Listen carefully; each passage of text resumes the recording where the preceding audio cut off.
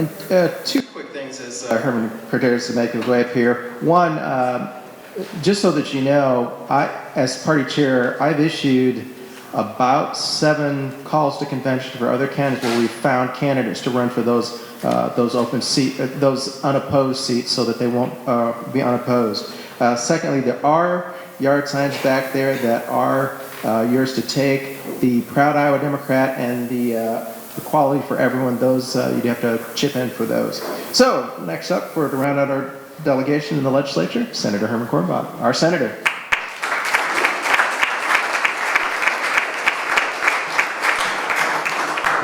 Well, thank you, Ross, and thank you all for coming today. Thank you for supporting the Democratic Party. You've heard from all of our county candidates. They are a terrific team. We need to keep them in place, right? Lisa, Linda, Tim, Ted, L and L, T and T. I'll make it easy for you. We also need to keep Beth, and we need to keep Ross, and we need to add Penny, because God help us, we need to change the House. I'm doing what I can to change the Senate, and thanks to everybody who came to my fundraiser recently, the money we raised there. If I don't have an opponent, that money is going to go to help other Democratic candidates for the Iowa Senate, and we have some real good ones. And you're going to hear from the statewide candidates in a minute, but boy, oh boy, we need a new governor. And that's the bad news. The good news is Deidre DeGere is terrific, and I think she's going to win. We need a new U.S. Senator, and Mike Franken is going to win, okay? We need a new U.S. Congressman. Where's Ryan? Ryan, there you are. He's going to do it, all right?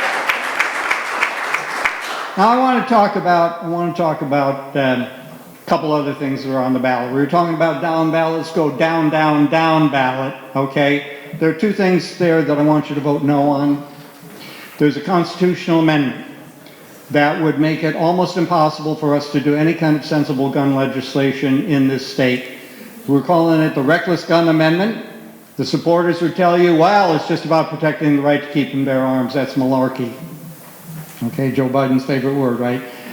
That's a bunch of malarkey. It parrots some of the language from the Second Amendment, but if all it did was reiterate the Second Amendment, we wouldn't need it, because that's already in the U.S. Constitution. What it leaves out is the first qualifying phrase from the Second Amendment, the part that says, a well-regulated militia being necessary to the security of a free state. A well-regulated militia being necessary. The Second Amendment doesn't prohibit gun regulation. It authorizes it, and indeed it says it's necessary. That's the part that they want to take out. All right? So that would make it all but impossible for us to do a red flag law. You know, if we'd had a red flag law, it might have prevented the shooting at Cornerstone Church. The shooter there had been arrested just in the week before. He had a bunch of legal trouble. That would have been a Class A candidate for somebody to take away his guns, at least temporarily, until the situation could have been sure. If we pass that amendment this fall, we're not going to be able to do that kind of thing. All right? So that's the first thing you vote no on, is the constitutional amendment. The second thing, there are 2 state Supreme Court judges that are up for reconfirmation here. All right? And I'm sorry, I think we need to take them down. Now, I would normally be very reluctant to oppose a judge just because of one decision. But their decision to take away a woman's right to choose under the state constitution isn't an ordinary decision. That is a basic human right that they took away from every woman in this state. And when they did that, they overturned a precedent that had only been set 4 years before. They have no respect for precedent. They have no respect for the stability or the continuity of the state law, the rule of law, or of human rights. And those judges have disqualified themselves. Their names are Oxley and McDermott. Oxley signed on to the decision, and McDermott wrote his own that was even worse. So you want to talk about protecting basic human rights, we need a couple of new judges on that state Supreme Court. You know, you think about it, but back before the Civil War,